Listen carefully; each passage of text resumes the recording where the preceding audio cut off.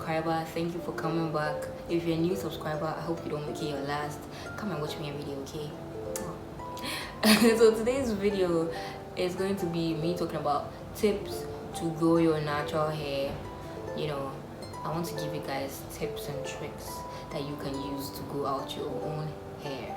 So I have been growing my natural hair for almost 3 years now. Next month, which is August, will be 3 years since I started growing my hair. And you know, it's been a roller coaster. You sometimes feel like your hair is growing, other times you feel like your hair is not growing, and most of the time I feel like most of the things we do cause our hair not to grow. Apart from it being your genes, you might be causing your own hair growth to be slow, if that makes sense. Yeah, so let's just get straight into the video. So as you probably saw in the thumbnail, that was me when I didn't even know what a hair type was, when I didn't know what hair porosity was, what hair density was. Like, I didn't know anything about hair basically. So obviously, if you don't know your hair type, even how are you going to buy products for your hair? How are you going to treat your hair because you don't know your hair type? So first of all, you have to know the type of hair you have so that you can take it from there. Do you get it? So I have type 4C hair, and most of the time I buy products according to my hair type. So you can't be buying products that are for some specific type of hair to be using on your hair if you don't know the type of hair you have, because it might not help your hair to grow. You have to get a regimen, as in a routine for your hair. If you don't have a routine, you can't, you know, be consistent with it, because you do this today and you do something else another day, which is definitely not good for your hair. You can try and experiment with products, but then some products might damage your hair before you know that it was bad for your hair. Do you understand? So you have to have a routine for your hair. Maybe if your hair is out, you wash your hair twice a month. I wash my hair every 2 weeks or twice a month. If that's every 2 weeks, right? If my hair is out like this. So if my hair is not in braids, my hair is in cornrows. So if my hair is in braids, I don't wash my hair obviously twice a month because it is in braids. But then if it is in cornrows, I remove the cornrows, wash it, and then put it back into cornrows again. So talking about cornrows, then I'm hitting on the point called protective styles. So protective styling is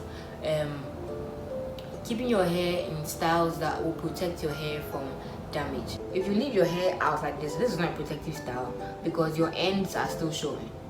So protective styles are supposed to hide your ends and like protect them from breaking, because if your hair is going to break, obviously it's going to start from the tips here. Do you understand? So you're not supposed to leave your ends out.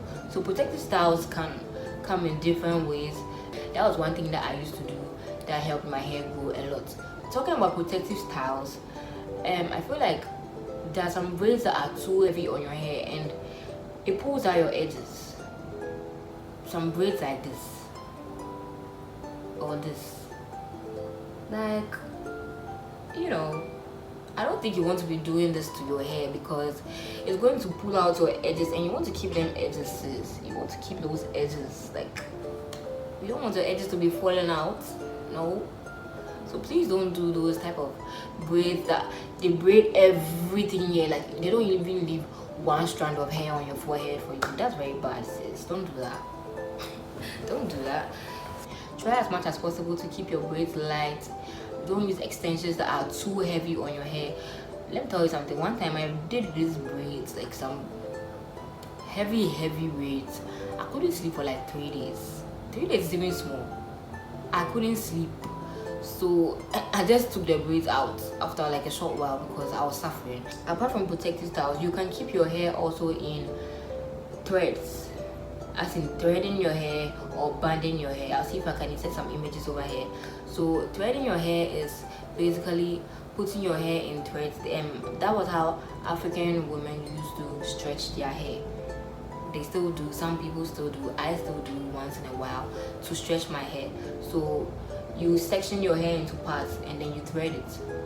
You know, it makes your hair loose, it makes your hair feel free, easy to comb and manipulate, and it's one of the best ways that you can try if you want your hair to actually grow. There are some products that I used that I want to share with you guys. You know, your hair likes what it likes. Basically, you can't force your hair to like something that it doesn't like.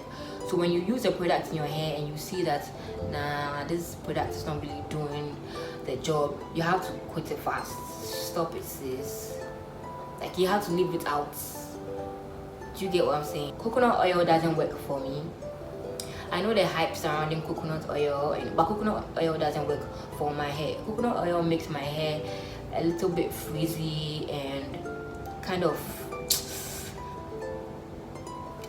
I don't know if you get, like, it makes my hair hard. Coconut oil makes my hair hard, but then black castor oil, I can't stress this enough. Black castor oil is the best for my hair. So as I'm saying, these are the tips I use and the things I used. Do you understand? So you can try them out and let me know if it works for you. Black castor oil was definitely a game changer for me. Black castor oil, Jamaican black castor oil. It makes your hair shine, makes your hair soft, it makes your hair feel so black castor oil is the best. And tea tree oil as well. So those are the two main oils that I was using. I used black castor oil, I used tea tree oil, and then basically then once in a while olive oil. So yeah, those were the things that I used, and those oils are lightweight on your hair. Like, there's still moisture in your hair, if you get what I'm saying. For hair like mine, you want to keep moisture in your hair. I can't stress this enough. Moisture is one thing that it should be your friend if you have natural hair. Like, you don't want your hair to be too dry, because dry hair will obviously break. So you don't want your hair to be dry. You want to always keep moisture in your hair. So if your hair is in cornrows or something, you can't wet your hair to keep moisture in it. So you can get something like a spray bottle with a little bit of water in it. Once in a while, just spray water into your hair, a little bit, not like drench, but like a little bit of water in your hair to keep moisture in your hair. You can get a hair mist. That's also very good. You can get a hair mist and retain moisture in your hair. Like, moisture is something that you don't want to play with, because if your hair is dry, obviously it's going to break, and your hair might be going, but then you won't really see that your hair is going because it's growing and it's breaking. Do you get what I'm trying to say? So yeah, you wouldn't want to manipulate your hair too much, if you get what I'm saying. Like, don't be putting your hand in your hair. Small time your hand is in your hair, every day your hand is in your hair. Why? I'm at fault when it comes to this. I used to put my hand in my hair all the time. Every time something's, no, don't do that. I don't think you want to do that. Please don't be putting your hand in your hair too much. Every day you're pulling your hair. No, don't manipulate your hair too much. You don't want to be touching your hair all the time. Do you understand? Let your hair breathe. Yeah. Another point is that deep conditioning should be your best friend. Hey, deep conditioning your hair should be something that you don't take lightly, because conditioning your hair gives you all the strength that your hair has lost throughout that stretch. So you have to deep condition your hair to keep moisture in your hair, to bring your hair back to life. You know, there are organic deep conditioners and there are other type of deep conditioners that you can use. The one that I used was Palmolive conditioner. I'll try and see if I can get an image and put here for you guys to see. Palmolive conditioner worked for me so much. Like, it has egg inside, which supplies your hair with enough proteins that your hair needs and all of that. So you can try that out, and yeah, it's going to help your hair grow. Also, during your wash days, you can try and section your hair before you comb it out. Do you understand? Like, section your hair into maybe 4 parts before you comb your hair out. It's really going to help you make your wash days easier, and you will definitely finish faster than you normally do. If you try and comb hair while it's in like this state, imagine when you finish. But then if you section it into 4 or 6 parts, you take one section, you comb it out, take another section, you comb it out, like that. You start from the ends and then you go to work your way up to the top. That's how you should comb your hair. And like, you're definitely going to retain length if you do those things. you're definitely going to retain length if you're not combing your hair all the time. Then your hair is going to grow out for you to see. Once in a while I use aloe vera in my hair. Aloe vera is very good. Like, it has so many nutrients that your hair needs, and it supplies them evenly. So you can use aloe vera in your hair before you wash your hair. So you put it in your hair, work your way through it, and massage your scalp, you know, with it before you wash your hair.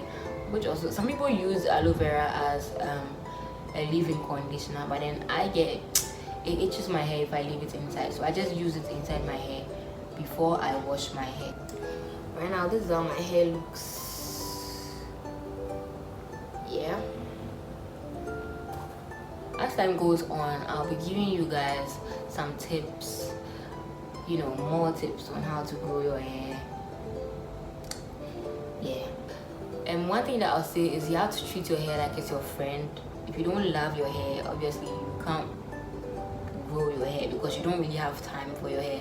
So you have to have time for your hair and then love your hair. You know, I just remember this. Heat is something that you don't want to be your friend. Heat, please don't. Nope.